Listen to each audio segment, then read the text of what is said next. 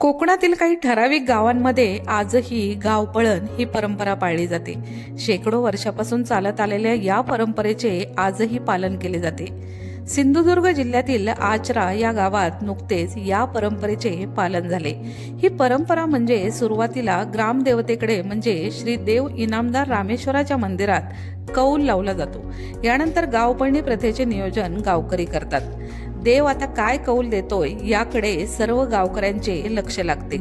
देवाने होकारार्थी कौल देताच गावपळणीची तयारी सुरू होते। 3 दिवसासाठी संपूर्ण गाव वेशी बाहेर पळून जाते।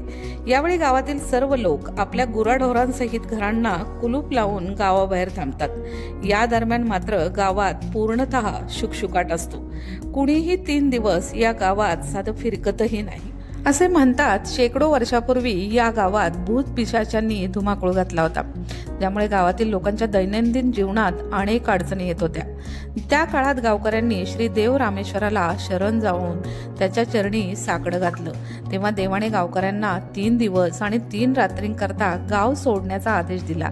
या कालावधीत रामेश्वराच्या कृपेने संपूर्ण गाव भूत पिशाचातून मुक्त झाले, अशी आख्यायिका तेथील गावकरी सांगतात। असेही म्हणतात काही वर्षापूर्वी गावात एक असाध्य आजाराने थैमान घातले होते।